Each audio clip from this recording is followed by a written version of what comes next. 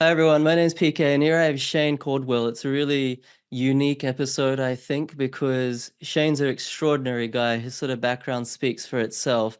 I probably won't do it justice, but he joined the military when he was 15. He's been in so many different conflicts around the world, both from an Australian Defence Force perspective and also from a UN perspective, including, the conflict in Bosnia and Sarajevo and all that sort of things that were going on. That's really shifted his perspective and mindset and become the man he is today. But he's also now a property investor, and so we'll talk about his mindset. We'll talk about how he's a property investor in WA. We'll talk about his exit strategies and also his sort of plan or strategy for retirement, his retirement planning approach, because it's something that I think less than 0.01% of people think about the way he's thinking in his retirement planning. And I think it's something tangential in a way for this channel, but at the same time, it's very core because we need to stretch our belief systems, we need to stretch our horizons. And it's only when we do that, then we actually may get the best outcome for ourselves and our family. And he's definitely done that. Welcome to the Oz Property Investment Mastery Podcast. My name's PK and I help busy people build passive income by buying top 5% growth and cash flow property and build a portfolio using data without wasting months doing research, spending weekends at inspection or catching flights, or dropping $10,000 to $20,000 on buyer's agents every single time. So if you're confused, lack confidence, and just overwhelmed with all the information and marketing misinformation available online and don't know where to start, then this show is for you.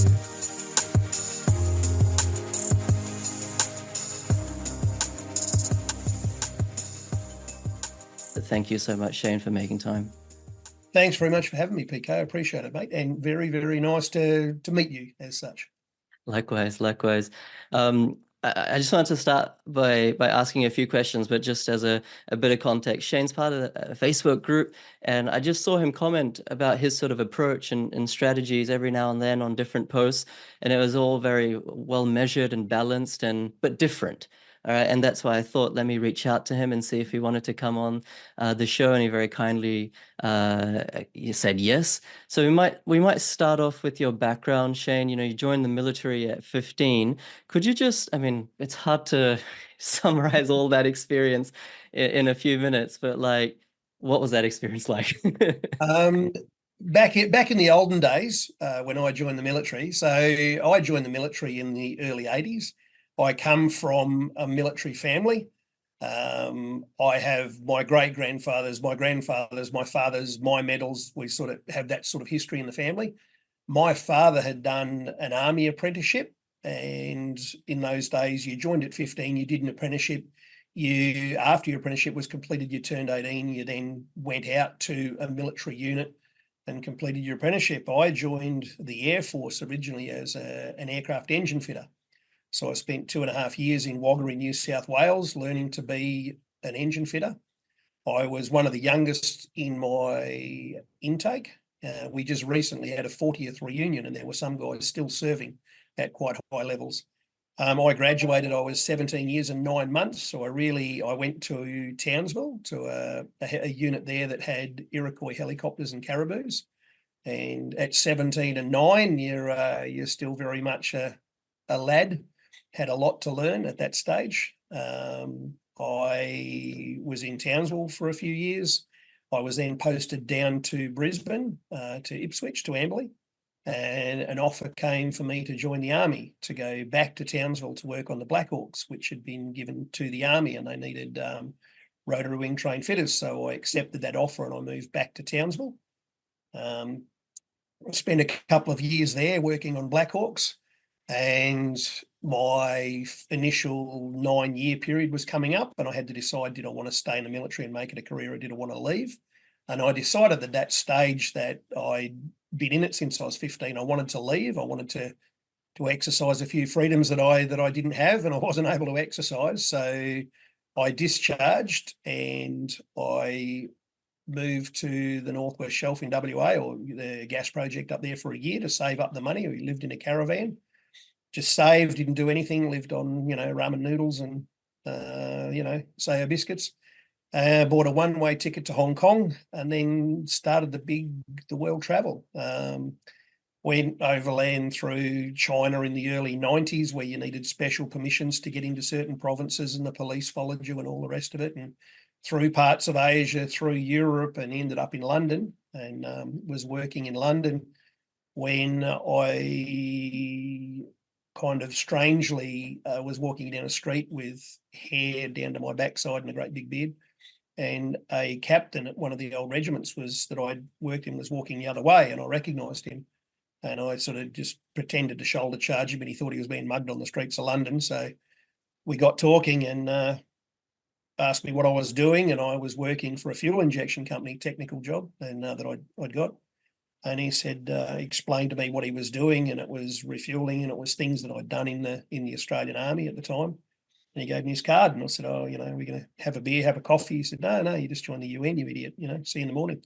So I was recruited into the UN on a street in London, and that was the start of the career. So they changed the law in, I think it was 92, to allow civilian contractors to contract into the UN, and I was recruited by a company that had got in on that work, and that started off my UN career or my contracting career. So the way it worked was we were effectively like skilled engineering or manpower, one of those labour hire companies. These were just very specialist labour hire companies, and they, for my role in, say, Sarajevo, I had the equivalent military rank of captain, and I was responsible for all the projects in Sarajevo, in the conflict area there, for all their petroleum supply, lubrications, oils, refueling installations, aviation, and vehicular. That was where that side of it all started, and I sort of lived in London for a while, roamed around the world, worked in North Africa, worked in the Middle East, worked in Asia, did all sorts of contracts. I worked in Pakistan for quite some time. Loved Pakistan. I'll tell you, for a while, if I couldn't live in Australia, Pakistan was the place I would have moved to. The Swat Valley was unbelievable. Maybe not so much now. So it's probably a Don't good hear thing. that every day.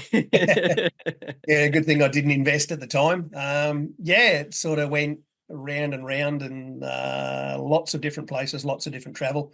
And for a couple of reasons, I came back to Australia I was back here for the GFC full time. So got back here, and in a roundabout way got into fly in, fly out work in Western Australia, which is what I've been doing ever since as I progress towards my end goals. So short story, that's where it all ended up. Great summary. I know this is a property channel, and we are going to talk property in a second, but I want to create a bit of a backdrop in terms of if you don't mind sharing, to the extent that you're comfortable, perhaps a few experiences, one or two experiences or something like that you might have encountered, in these travels, let's say in conflict zones, etc., that has shifted or created the mindset that you have today. And that's number one. And number two is that's created your, let's say, life philosophy. Because when I was chatting to you on Messenger, um, there's a very clear life philosophy, or like, what do you think about life, or what do you think about the world? And I think you come across as someone who's thought about that a lot and has a quite a crystal clear picture because of everything you've gone through. So perhaps if you could, help us paint a picture of perhaps one or two transforming experiences in the conflict zones, and then how's that shifted who you are today? Probably the two incident or two parameters that set for me life-wise to start with before property. I going to places like that, doing jobs like that, you see some fairly horrific things. And without putting any detail into it, I know beyond a shadow of a doubt, I've already lived the worst day of my life. I've seen the worst things I will ever seen. I've had to deal with the worst things I'll ever have to deal with.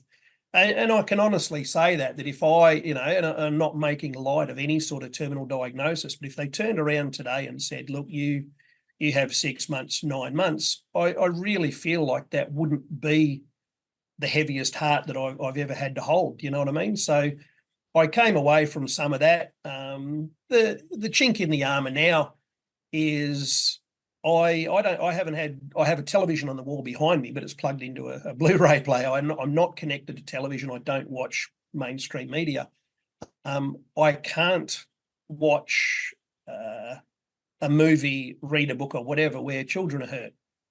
I can't. I don't want to watch it. I don't want to see it. I get emotional to start with, and I get very, very angry. So I don't open the lid to that box. And I mean, I don't make any. There's no secret about it. I know this is for public consumption. The people I work with, the people I respect, all know that, and I'm quite happy. I think that's not unreasonable to want the very best for any child, no matter what their creed, colour, or whatever. And I'm happy to die on that hill. So that sort of set the parameters. If I have a bad day at work, or if I were to have an investment that went wrong, I'd sort of give myself a bit of a crack in the ear and say, well, it could be worse. You're in a very good place. You're surrounded by decent people. You earn a good wage. My family is cared for. Everything's happy. I meet people like you. I get involved with your podcasts and things like that. Life is on the up and up. That's probably the first thing is I can I don't let anything get me down, because I know that it could be a lot worse. As far as property goes, when I came back from that and I saw what happened in some of those places, I immediately had a drive to live on some acreage with big vegetable gardens and chickens and ducks and pigs and a workshop and a woodworking shop, and pursue hobbies like that. And I've really gone wholeheartedly into those sorts of hobbies, and really, really enjoy that lifestyle. I guess you see people, particularly in Sarajevo, trapped in the city in an apartment. They found people with cardboard in their stomach because that was all they had. They were burning furniture. They were, you see the worst of humanity, and you think, well, if I live out here, I don't ever expect to see a war or a conflict like that, but I do expect to see periods of unemployment or sickness, or issues that prevent me from earning a wage or living as I need to live. I mean, I'm at the end of 8 weeks of not being able to work after shoulder surgery. Luckily, I work for a company who was very supportive, and I've been able to deal with that, sort with that, and I'm ready to go back to work again. But it's literally meant nothing to me as far as finances, planning, what I'm going to do, moves I'm going to make. And so for me, when I came back, the impetus, you see a lot of talk on your website about, do I buy my principal place first and pay it off? Do I get some equity in? Do I use that? For me personally, there was no other way that would give me peace of mind other than to have a paid off property. It had to be completely unencumbered, not tied to any of my other loans or anything. I achieved that. And as I've said a few times, you can't explain, you can't measure the peace of mind knowing that no matter what happens to me, I can't have my property taken off me. I can grow something to eat. I can make a living from that property. If I wanted to open my toolbox again and start working from here, which I don't. I've been too long off the tools. It takes me too long to work out what I'm doing on my own motorbike now, let alone anybody else's. So that for me was the most important thing, and that's what I wanted to achieve when I first came home. I achieved that. I've now got a great property with a netted orchard and animal pens and chickens and ducks. And, I imagine there's some people that disagree or don't want that lifestyle. That's fine. I live your best life, and I'll do the same. And once that was achieved, I sort of went through quite a process to work out what my retirement and what the end of my life, when it does come, would look like, which I guess is where we lead into now. So I chose a mix of stock market and property investing in a town that I knew very well. I knew street to street where the air quote good areas were and the not so good areas, and an understanding of where infrastructure was going. So I chose that method of investment, and I'm now at the point now where I may buy another one this year, but I'm looking at making a fairly major change next year, which will halve my income.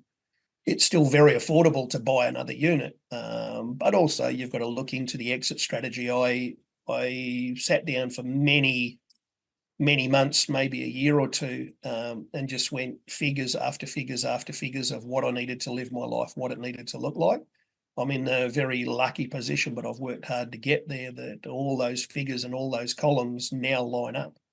And I literally set my investments and the way I would manage my life moving forward, that I could take a 50% hit on every single one of my investments, lose half, and still be probably, I will be comfortable, but basically comfortable, but I enjoy that sort of lifestyle, but it won't wipe me out.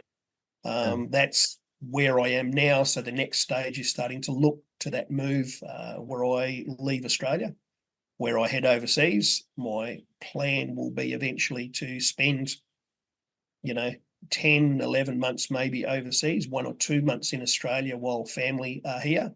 Eventually, I plan on probably not ever returning to Australia, because I will set myself up comfortably. I'm looking very specifically at 3 areas. One is already sorted. Another one I will start in September. And then there's a third area I'm going to look at. One of those areas, as I travel backwards and forwards and live my life, will gel more than the others. I'll cash out of 2 of them, move to the third, and try and be a benefit to the society kind enough to accept me. Amazing. I just want to pick up on one thing that came to my mind. For people who've experienced the things that you've experienced, I think the number one of the biggest priorities in life becomes peace. Just security is one way to say it.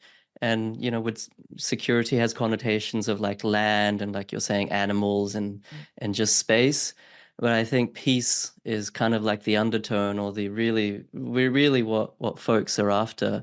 And it's a credit to you because of course I can't relate to it 100% because I've not been through those Yeah. experiences. But a lot of folks that have, they want peace, but when they come back, and this, of course, generalization, there's different people, but they kind of just live day to day, and they're not in that mindset or that mental space to actually craft a vision for their balance of their life, and then really go ahead and try to achieve it. Because it's, like you were saying, there's a ledger, there's numbers, you got to try to make the numbers work. I mean, this is a lot of stuff that you have to get involved. And, you're coming from a place where you're like, people were starving. So you understand the context, you understand the bigger thing to life. There's more to life than property, there's more to life than finances, there's more to life than financial freedom. But at the same time, to really have that peace, we also need to work on these monetary matters. And I think that's a really good, it's really great that you've been able to do that. I want to obviously go into maybe why you've selected the particular countries you've selected, why you want to leave Australia, but maybe just before we get to all that juicy stuff as well, where have you bought your properties, and like why did you buy there? I'm down in the southwest of Western Australia. I'm 50k outside a town called Albany. I moved down here. It's kind of a strange way.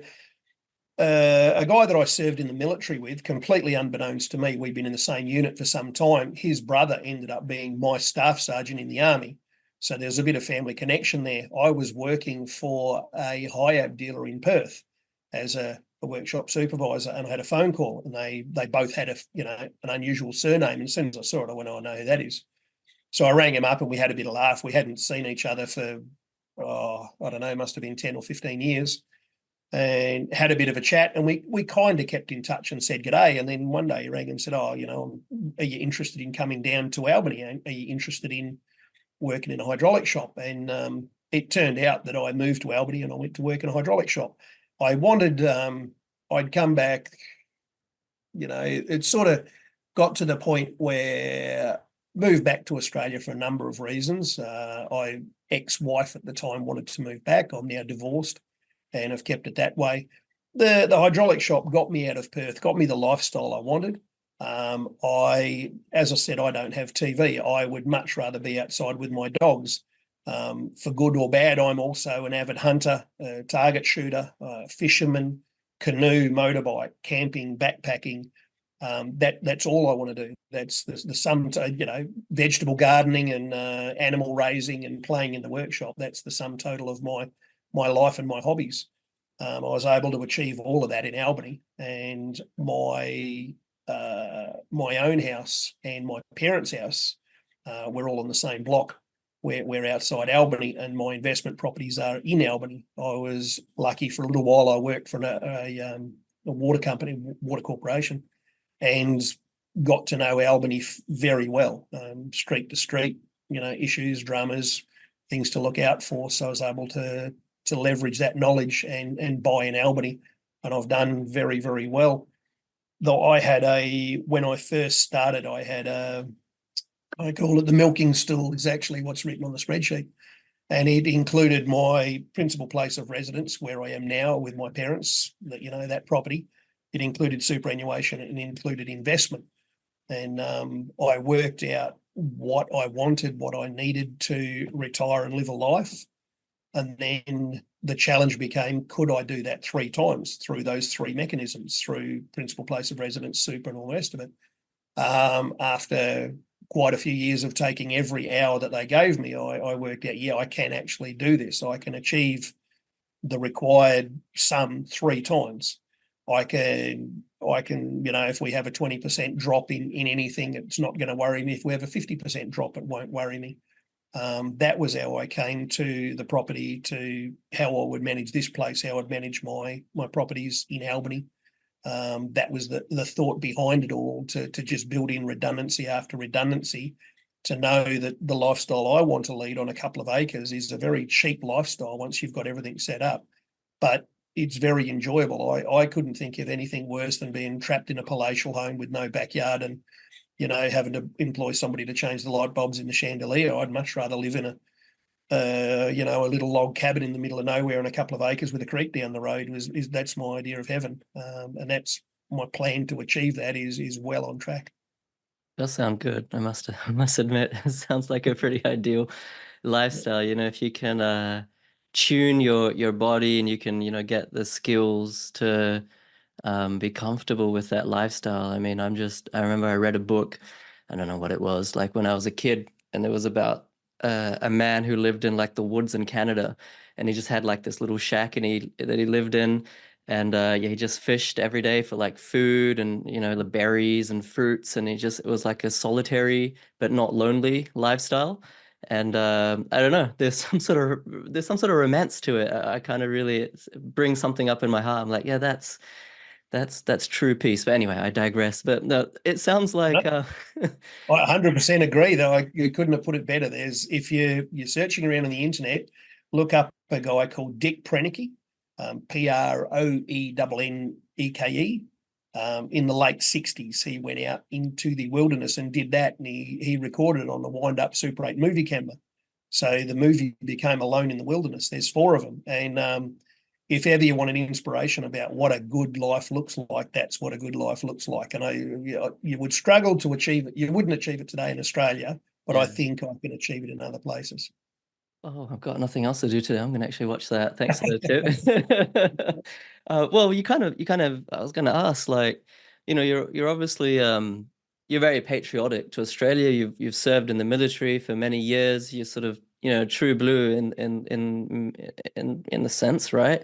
Why do you want to, like, in your golden years, so to speak, why do you want to leave Australia? I mean, isn't this the land of milk and honey? I find I can't reconcile anymore with Australian politics. And I'm not saying which side, it doesn't matter. I can't resonate with either side of politics. I can only see the damage they're doing and the carnage they're wreaking in so many different ways. And I mean, people are passionate about the left, the right, the centre, an issue, That's great. Be passionate about all of that. For me, personally, I don't respect Australian politics. I can't gel with the mindset of the way. To me, the only way to fix Australian politics is to burn it down and start again. That's not going to happen. I don't want to be that angry, grumpy old dude up the road that whinges about whichever party's worth whinging about that week. I'd much rather say, look, I'm getting to the end of my working career. I've lived more of my life than I will live. Time for other people to have their say. Time for a younger generation, for you to mould Australia the way you want it. I just don't think it'll fit me. And rather than make any noise and any drama and be annoying and upset people, I'll just quietly bow out, leave it to, I think I earn the right to have a say. I've got tattoos on my arm about where I went and what I did. I've got, from sitting in this chair, I can see all the unit plaques of every unit I served in the Australian military. As I said, on Anzac Day, I can put 3 rows of medals on my right and 1 on my left. I earned that right, but I don't want to be arrogant. I don't want to be annoying. I don't want to be abusive. I don't want to be overbearing. I just want to say, well, go and live your best life. This just doesn't work for me anymore for a number of reasons. It's not going to change, so I'm not going to lose too much sleep about it. I'm just going to make plans to go somewhere where I think the morals and the values that I insist on living my life by are understood far better. It's funny that, if I had to put a word, I would call it the West in air quotes. I don't want to live in the West. I'm going to be the only white man in where I live in the surrounding areas. It will mainly be an native, indigenous, whatever you want to call it. They're second, third world countries. I'm going to be very comfortable. A big issue for me is that any country that accepts me to come and live, I absolutely have to give back to that country. They've accepted me. So I'm not sure what that means, what that looks like yet, but 100% I want to be an asset to that place. I'm not interested in being an asset to Australia anymore. I think there's so much broken, so much fallen apart.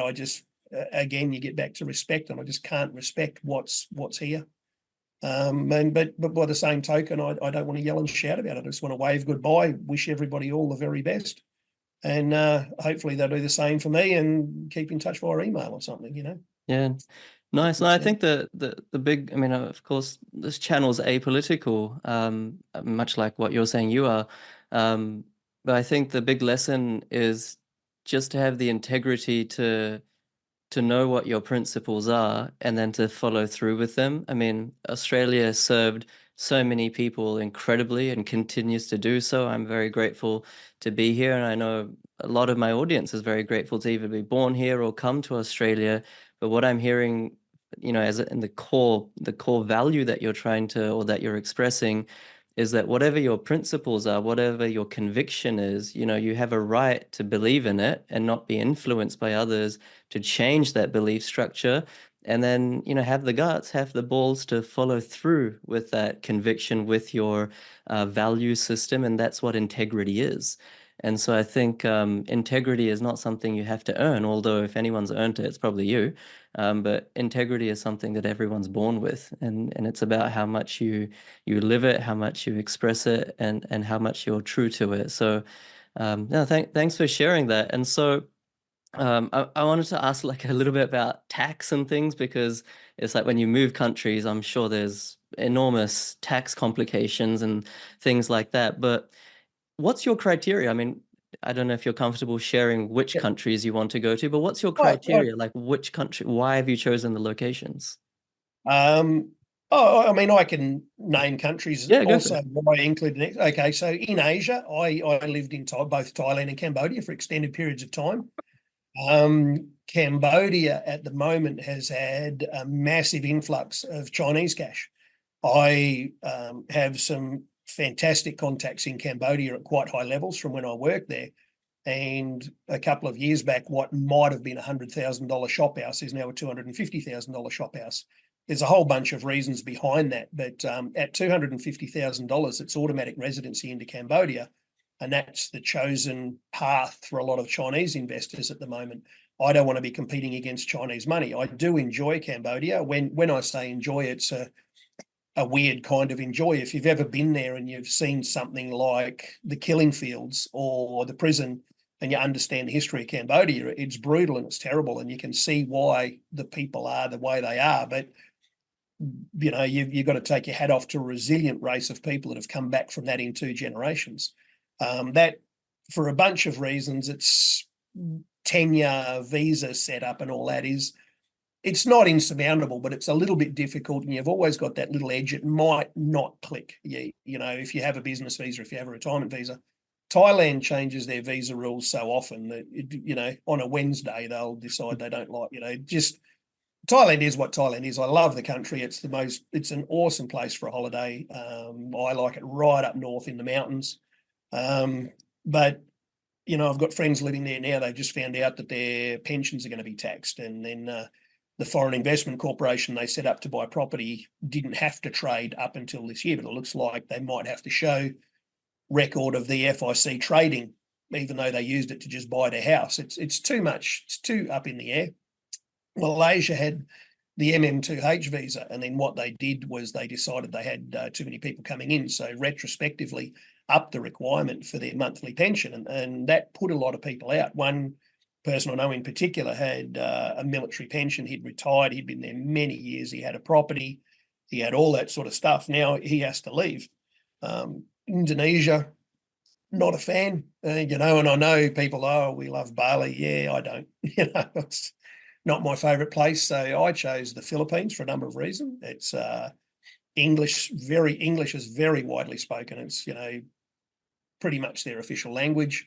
If you look at the way they've set their visa system up, particularly for retirement and particularly for ex-military, there's a very good system in place, and anybody over 50 can basically invest or can put 20,000 US in the bank, in your bank account that you open in your name, which is secure, which is covered by investors insurance and all the rest of it, and you'll get a visa in the Philippines.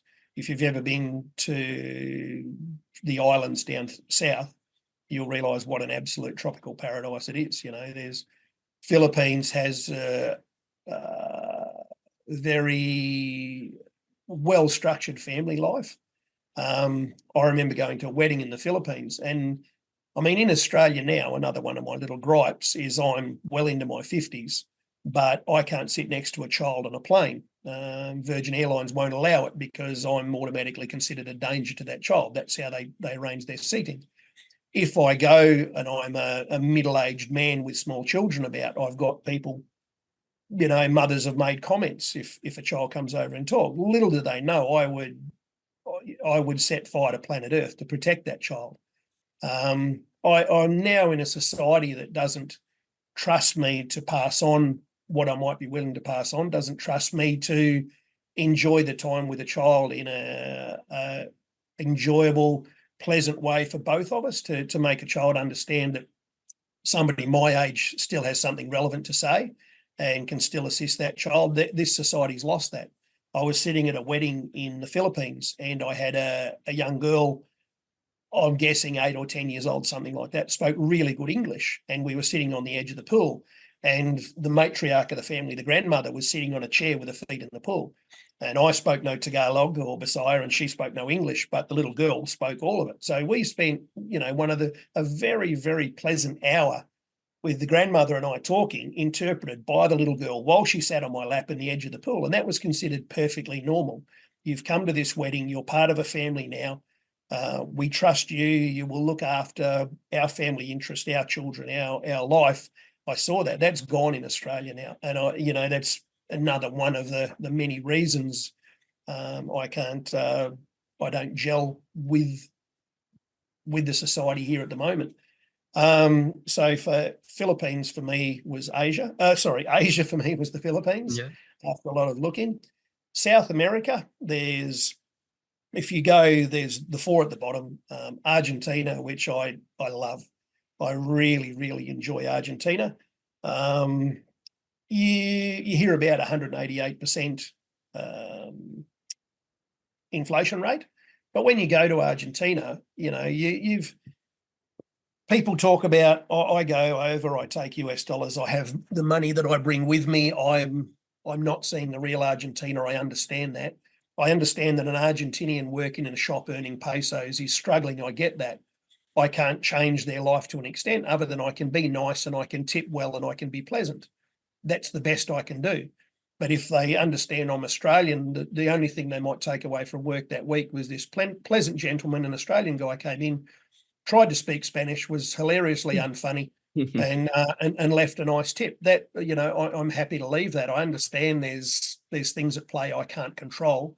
What I can do is be a decent human being when I get there. I really like the architecture, the lifestyle of Argentina. You walk around Buenos Aires, the rubbish bins are being collected, the streets are clean, the cars are in good repair, the people are well dressed. Admittedly, the tourist areas, Palermo, Rocoleta, even down to La Boca, you don't see the destruction that you think 188% inflation rate would bring. You go across to Chile, you go to Santiago, you go south down to Patagonia. That's the closest I can describe it. It's Spanish-speaking Australia in South America. The prices are similar. A hotel is similar. A hire car is similar. A meal is similar, although better quality. Australia, in every way, restaurants, the service industry is really poorly done in Australia. Over there, I guess it's because they rely on tips, but the service industry is excellent in South America. And if you're a good, decent, pleasant person, and you smile and you try, and if I tip a person $5, a local might say, "Oh, you should have tipped them $2." Okay, at the end of the day, I might have tipped them $2, but I have tipped them $5. I'm happy with $5. I think that's a reasonable price for the effort that person's put in on my behalf. And what I've left behind was not so much that Australia's a good tippers and paying over the odds, but that old guy in particular was pleasant, helpful, and decent and reasonable. And that might help you next time you're over there. Yeah. Paraguay is my place of choice at the moment purely because of the way their visas are set up. So with Argentina, which I will, and I use the term when I will move to Argentina, to initially set myself up there, I have to do 6 months per year for 2 years. At the moment, I don't have that time, which is why I'm going back again this year. I'll be a few weeks in Paraguay sorting a few things out. Am I allowed to mention, do you want me to mention people that I deal with, groups or over there? Oh, it's up to you. Oh, well, for example, there's guys like Andrew Henderson, the Nomad Capitalist, has a lot of YouTubes on the subject. I follow him quite closely. Plan B Paraguay, Paul Kitson, an Aussie, expat Aussie over there, really, really very pleasant guy to do. I enjoy dealing with him as much as I'm dealing with you, PK, to be honest. And I have a fair bit to do with him. He's very well set up, very well organised, a wealth of information. And the fact that I found him and was able to talk to him was what pushed Paraguay for me. I really, really like Uruguay. It is literally one of the safest, well-financed, best countries in South America, but the visas are a lot more difficult. And understandably, a lot of people want to move to Uruguay. So I'm quite happy with my home having maybe a slightly rougher edge to it than some people might be happy with. I'm quite comfortable in the middle of nowhere with at the moment I have gravity fed water to my house and I have wood fired hot water and I have all those things. And I choose that here in Australia because it's very simple, comfortable lifestyle that I don't have to, if I lose power here at this house, I read a book and go to bed. It really doesn't worry me at all. I'm a voracious reader. One of the things that'll have to go is my massive book collection. I have the entire all walls of one room plus center dividers, all bookshelves. I'm the same. We don't have a TV in our house, much to the annoyance of my son. And we have where the TV's meant to go, we have this like wall to ceiling bookshelf, and it's one of those ones you go on a ladder, so it's got a ladder Oh that yeah. I always wanted that as a kid. So when we got this house, I made sure we put that in, and that's so much better than a TV, Oh, for myself and just aesthetically as well. I mean, you talk about TV. I don't watch it, but you hear of and you see of programs, and I cannot understand wasting 30 minutes of your life with some of that. I don't know how you'd open your head and angle grind that bit of information you just got off telly out because you don't want it. Some of the dross that passes out. For me, it's a 30-minute drive to work. So if you've recently done a YouTube or I'm listening to a podcast, I'll load all those up and I'll drive to work.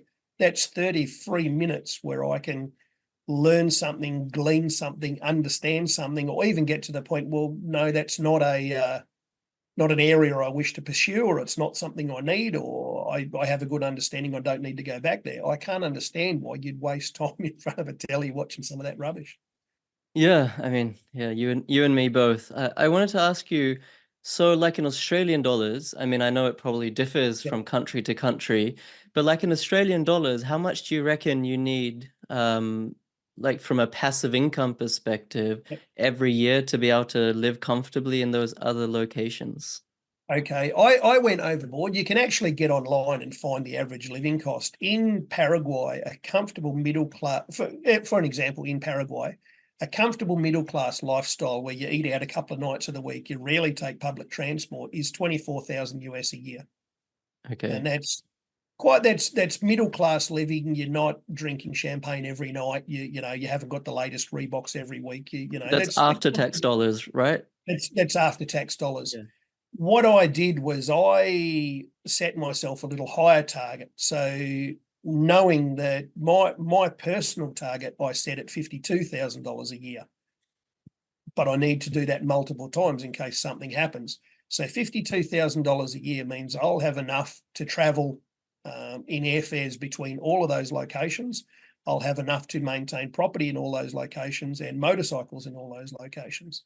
So that was the figure I set myself to say to live in one country, I could get away with less, but because I want to travel to multiple, 52,000 is the minimum. And when I get there, I need to be careful. That's not eating in, Michelin starred restaurants. That's eating in local restaurants, which I prefer. I'd much rather find out where all the taxi drivers have their breakfast and walk in there and have breakfast.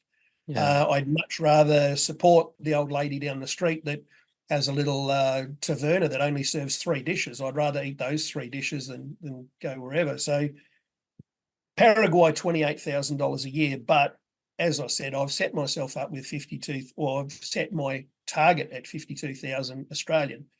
So I've got my superannuation, which isn't great, but it's not bad either. I was overseas for a lot of years and, throw in a divorce and a few other things. It's still reasonable and it will still hit that target for quite a number of years. My rental properties will be structured in such a way I either hit that in rental income, it'll be reduced slightly because of outgoings, or I can tap the equity, or there's a few options there. I'll just have to see what the market's doing. But in general, that package that I put together is in place and ready to go. I've Nice. sort of worked out that roughly for each $52,000 I'd need to generate easily, I need between 750,000 and $1 million, depending on how I do it and what I do. And that's given me a great big leeway to allow for rates drops, to allow for stock market crashes, to allow for property price falls, to allow for a major problem with a property that leaves it vacant or whatever. The other place the third place, the third leg of my stool, if you like, is Tanzania. There's an island off Tanzania called Zanzibar. And I don't know if you ever want to go on a holiday one day, go to Stone Town. It is amazing. Tanzania is a Muslim country. Zanzibar in particular is like anywhere, be respectful of the local culture, try and understand a little bit of Swahili, at least greet them in Swahili. If you want to have a beer, you're quite welcome to, but don't make any big deal about it. Certainly don't be publicly drunk. As a grey bearded man, I obviously have less problem than a young, attractive woman. I've heard there have been problems in Zanzibar, but I've also been there and spoken to women that just said it was the most pleasant, respectful place I've ever been. So, I think you make your own luck in a lot of ways. And again, there, 24,000 US, 2,000 US a month, which is just slightly over what the Social Security in the US pays out as an average. will support you quite comfortably in Tanzania. They have a good retirement visa system. You can buy property over there in your own name. You can set all that up. The Philippines, you can buy condos, which I won't. You can rent a very, very nice house out of one of the major towns. You look at an island like Dumaguete, you go to Cebu, you can have a nice, comfortable little house for $400-500 a month. You know, a little scooter ride down to the beach. The gym is, you know, a personal trainer at the gym might cost you $10 or $12 an hour. You know, the food is what the food is. You know, if you eat at a local diner, it's a couple of dollars for a local dish. If you want to go out to a restaurant, the supermarket's cheap enough. It's like Australia in the 80s or something like that. I remember the 80s. Yeah, you're right. I can remember my first paycheck was $121 a fortnight in the 80s, There you go. $60 a week. Yeah, yeah. There you go. And so these So countries, sorry, I just had to ask a quick question. yep, Sorry to cut you off. Um, do you get double taxed? Like, you know, whether it's Africa or the Philippines or South America, you'll be, because if I'm not mistaken, you have different prongs to your strategy. You've got the super, yes, you've got the stocks market, you've got your properties. Let's just say property, for example, because it's a property channel. yep, So you'll be earning rental income net, you know, there'll be yep. some net passive income. You'll still have to pay tax here. We have to pay tax there as well. And does that kind of defeat the purpose or what's No, going it on? depends on the country. So Paraguay in particular, there's no tax payable on foreign income that's transferred into Paraguay. They'll expect you'll spend it there. They'll make their money there.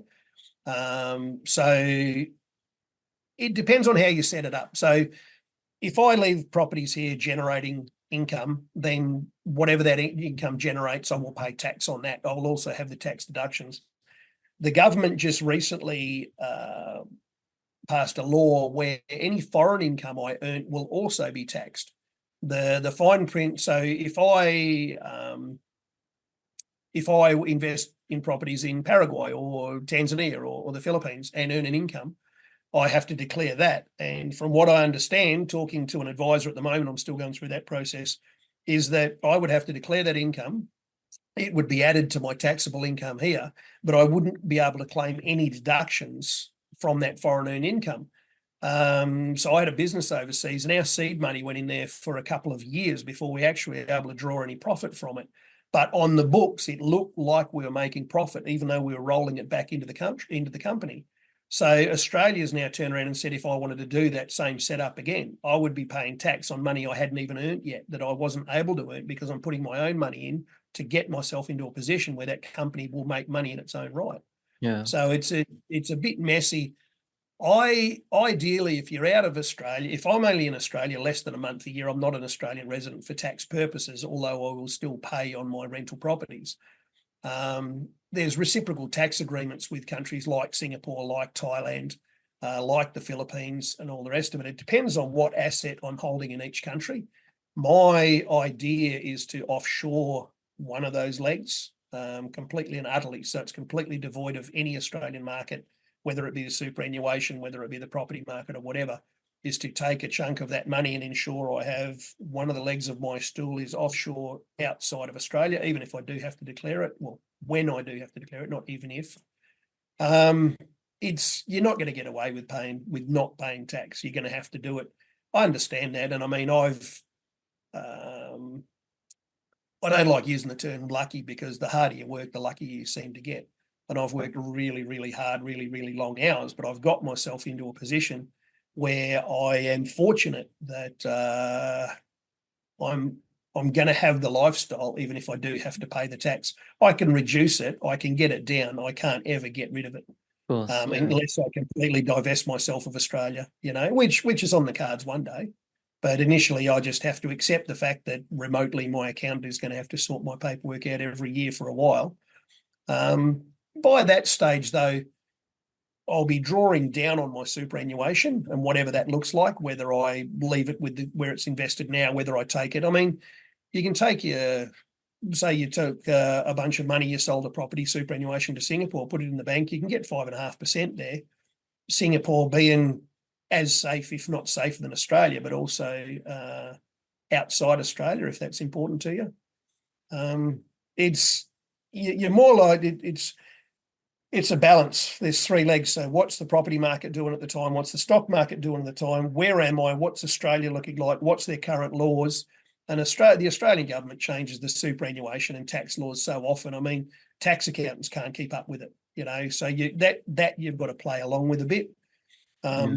Go to a country like Paraguay where you have no tax on your personal income, then at least that side of it's, if I become a tax resident, if I'm there for most of the year and I'm not in Australia, that makes it easier again in a way, in that there's no declaration. Argentina at the moment, if you do the right type of visa, retirement visa, there's tax over a certain amount, but that's variable as well, depending on what you're doing and how you're doing it there.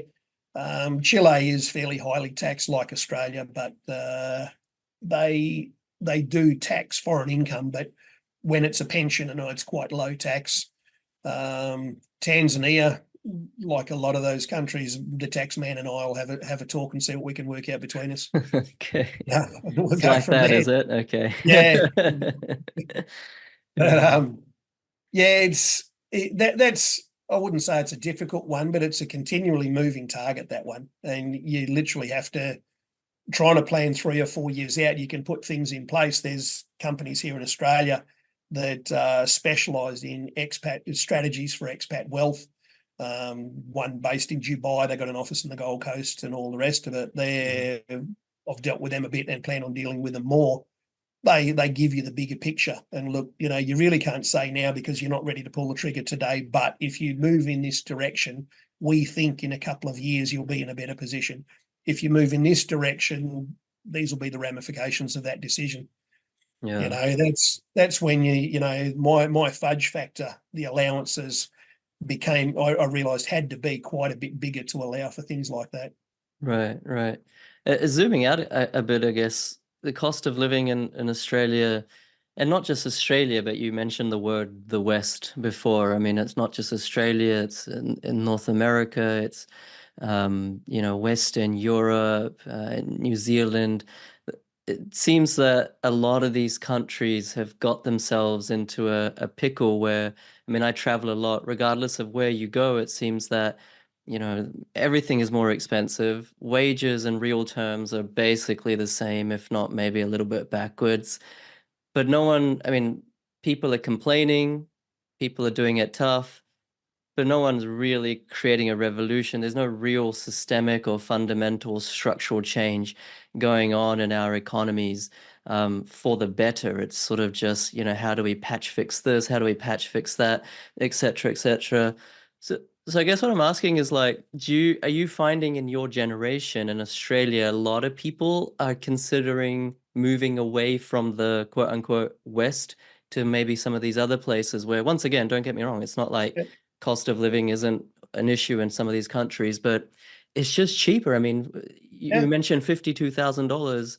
I mean, and once again, I don't mean to be disrespectful. $52,000 is a lot of money for a retiree, even in Australia. But the lifestyle on $50,000, unless you have your own home paid off, is struggle street. So do you yeah. find a lot of people moving abroad like A, this? a lot, yeah. Where I work now, I would say most, if I 70 or 80% of the people my age or a bit younger are planning on leaving Australia. And that normally means Southeast Asia. The trouble with Australia, and again, referring back to the politics, is literally Australians are very apathetic, and most of the West is now very apathetic. Basically, they've got a roof over their head, they do have a coffee, they have football on the telly, they have beer, they have whatever it is that's basically important to them. For people to actually stand up and say enough is enough, you really need to take something away. And they look at what happened in Canada, whether you agree with it, with the trucker strike. They had their bank accounts closed down. That's the ability of governments now. People go, all right, I don't like this, I don't like that, I don't like XYZ, I don't like whatever I don't like, but I'm not prepared to stand up for it because I'm not prepared to lose my bank account and have the government looking over my shoulder. So, our system here, you will only ever end up with one side of the same coin. Toss a coin, we've got what they call a two-party preferred system. But it just, for me, it doesn't work. I'm sure your audience would vehemently disagree, and I wish them all the very best. I'm actually not going to be here to argue with them and argue. But definitely in the industry I'm in. I mean, I'd know 20 people, 20 people that I work with that are married or in relationships, Asian wives from Thailand, Cambodia, the Philippines, Malaysia, or whatever. Their default plan was always to go back to their wife's country. And I visit friends over there that are married and living over there, and the quality of life they have in Thailand is amazing. One friend in particular, they've got a stilt house built up, and it's in two wings, and he and his wife live in one wing, and then and you can't see the two wings from each other; they're very private. And then there's the middle of the V, if you like, is the outdoor entertaining area with his barbecue, and they've got a kitchen and a lounge room. And the other wing is 2 bedroom, 2 bathroom for when friends come to stay. And you walk out onto the deck, and you're looking down the river, two V's, and you're up on the cliff above it, and they built that house for $120,000, a few years back now, but it's a spectacular lifestyle. And you can walk down to his boat, and we went for a fish, and you can get on a scooter and ride into town. And, his wife's a beautiful lady. She's a lovely, lovely lady, very pleasant and relaxed. You go to Asia, and they still got a bit of zen about them that we seem to have lost here. And it's just a really good, enjoyable lifestyle. Yeah. It's funny, that couple set their children up with property in Australia, and there was the son and the daughter were given the keys to a unit completely unencumbered, with a bit of advice in a book, and said, look, you can do with this as you will. You can use the equity to buy more property. You can do what you like. This is your inheritance. You're never going to see any more out of mum and dad, sort of thing. And I was talking to him a couple of months back, and his daughter's on about her fourth property now, and she used the equity to buy another one and put rental in. And his son's banging on the door of the bank every time there's an equity increase to grab it out and go and party again. So, he obviously didn't get the message. Yeah, it's a very common thing, and it's going to become more and more common. Yeah. You look at some of the visas that are being put in place, particularly targeting retirees. The next big one is going to be Vietnam. Right. They don't have a retiree visa as such, but they're starting to understand the level of investment people are prepared to put in. If you were to go to an Asian retirement village, if you want to use the term retirement village, and you buy in and you spend $150,000 on a nice townhouse, and you have care available, you have cleaning, you have whatever, and that possibly that might take you through to critical care in your old age if it's needed. When you pass on and die, they're more than happy to have lived a life that goes back to the group who does it. Life continues, everything is good. Yet those people have, if you like the tropics, if you like golf, if you like beaches, have had a fantastic lifestyle you can't have here in Australia. Mhm. I have I'm very well paid. I work in the mining industry. It is good money, but I have friends who aren't very well paid, and they've got food on the table, they've got a roof on their head, but they will struggle all the way till I'm not going to be working when I'm 67. I'm going to be working when I'm 60. I just see an endless cycle of toil and struggle unless you change the goalposts, unless you move the path. And there's another couple that I've been following on YouTube only recently, and it's called A Dirt Cheap Life in Paraguay. And they're an Australian New Zealand couple with 2 children that have relocated, and the gist you get from it again was because they didn't enjoy the politics. But Right. they do, how do you buy a house? How do you buy a car? And all I can think of for those children is they will have the best life. They will grow up speaking English at home. They'll second language at school. They'll understand. They've been in Australia. They now live in Paraguay. There's other options. They'll bring up very worldly, intelligent, adaptable kids. I'm not seeing that in Australia. And you don't want to say in my time it was better, because it wasn't. It wasn't any better. It was just different.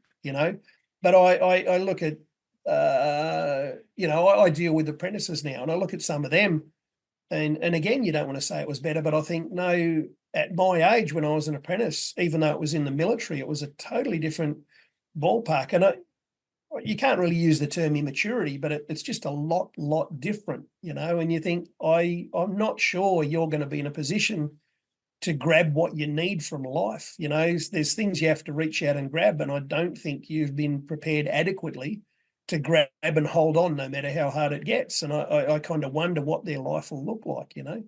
Yeah. Yeah, No, it's sad. well, I think all the things you're talking about might become even more exacerbated going forward as the sort of divide between the haves and have-nots in Australia, well, many places around the world, but especially in Australia, there's just more of a wedge being put in Yeah, through yeah, things like, monetary policy, fiat currency, just, government policies in general, a debt-laden society that it just perpetuates the rich get richer and the poor get poorer. I want to request you, I know we didn't talk about this, but do you know that study you referenced? I listened to you, and you were referencing that study where if there was this hypothetical government that comes in and takes over Australia, and yeah, how the society reacts to that. I want you to share that because, and I know we're getting late here as well. Just in closing, I want you to share that because there was this quote that I heard, which goes that um, 70% of people, I'm not this just not Australia, just yeah, generally, 70% of people rather die than think. There's 20% of people who think they think, but they're actually yeah, just consuming, yeah, mainstream media and opining on it. And there's actually only 10% of the population who actually think, right? yeah. So I want my audience, including myself, to always challenge ourselves and look beyond what's just in front of us. And that's why I had you on today as well, because it's a very unique story. But if you could share that study, because when I first heard it, I was like, damn, that's actually Yeah. pretty true. I read it I think it was in the 90s, and it came out of a think tank in Canberra when I was in the military.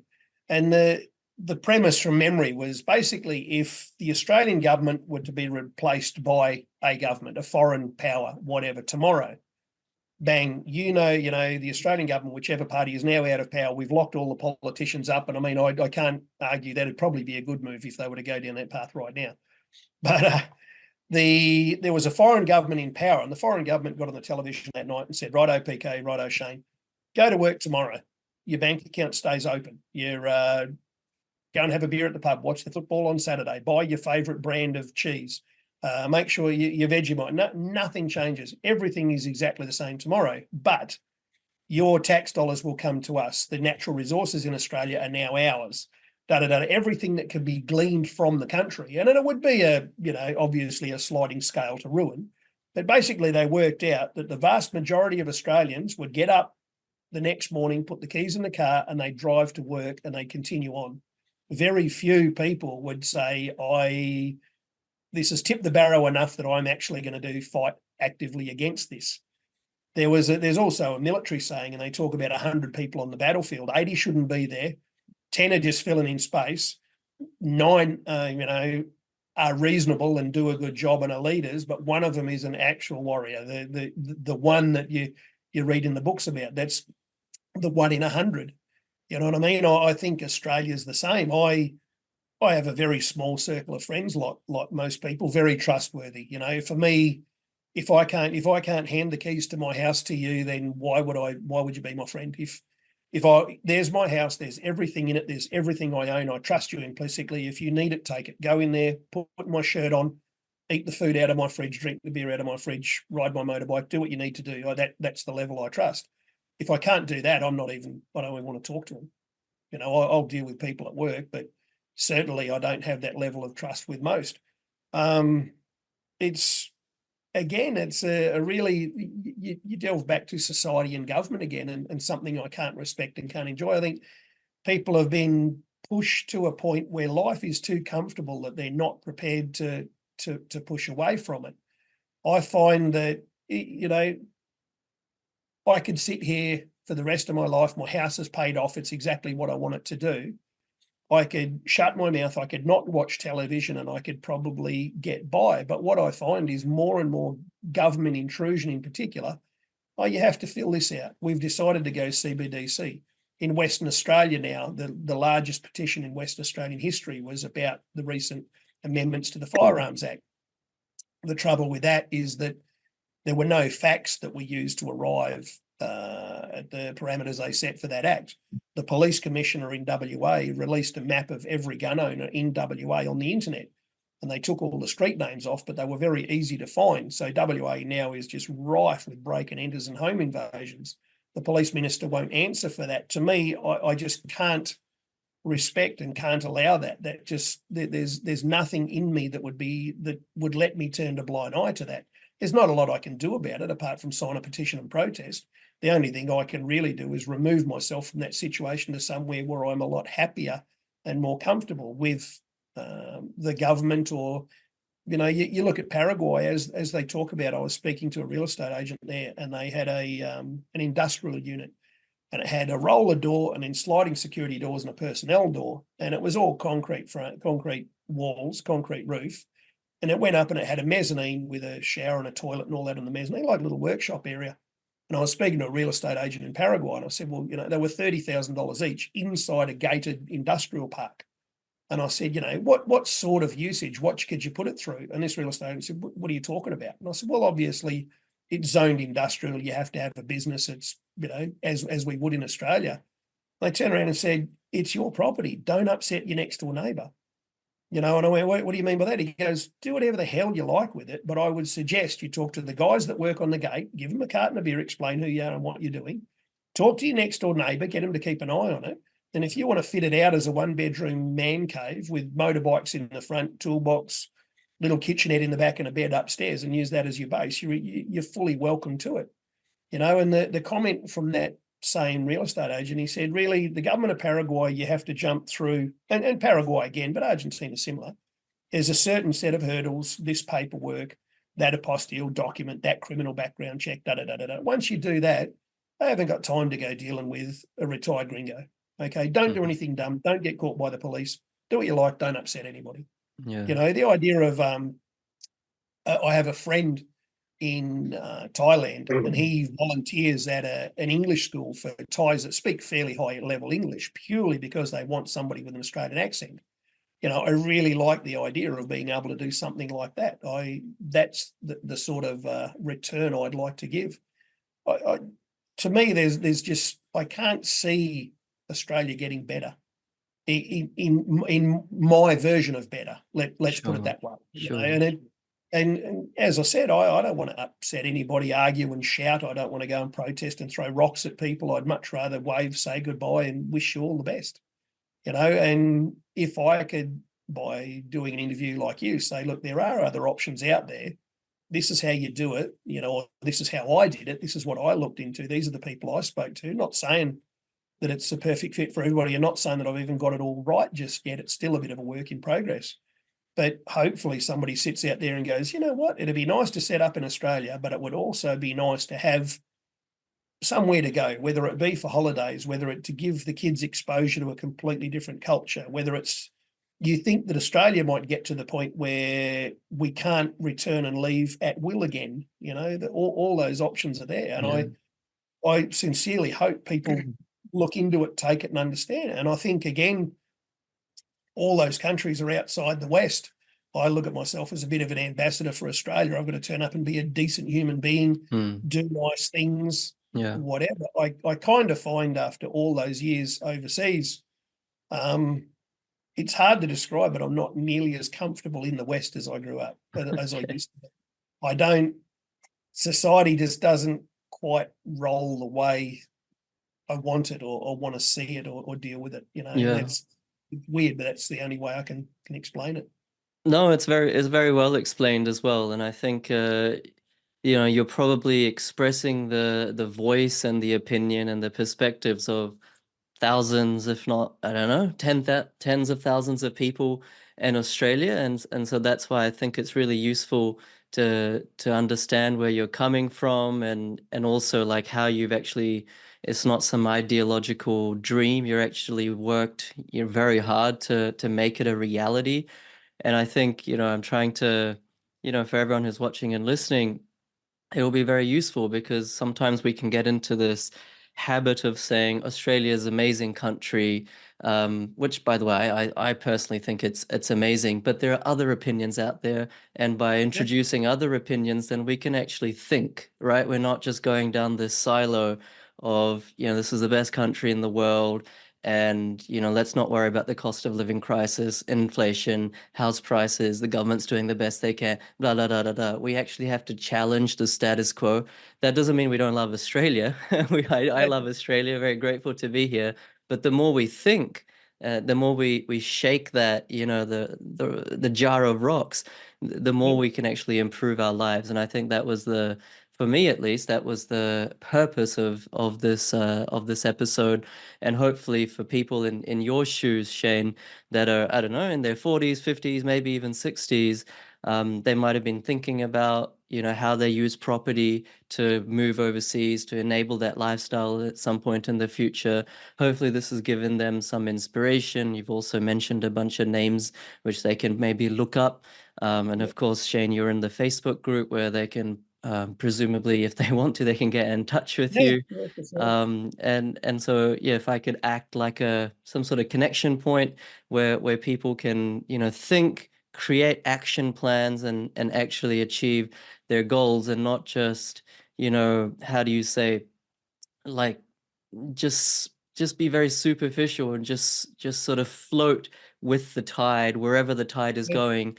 I don't think that's a good idea, because who knows, the tide may take you into the wrong direction, and you might end up being 65 and like, oh damn it, I'm living off a pension, 32,000 or however much it is, yeah, and I'm yeah, not enjoying life. And so think yeah. early, think hard, and do something about it. And I think, of course, your experiences overseas, and everything that you've been through, professionally, have really impelled you to think about life and come up with a very crystal clear life philosophy.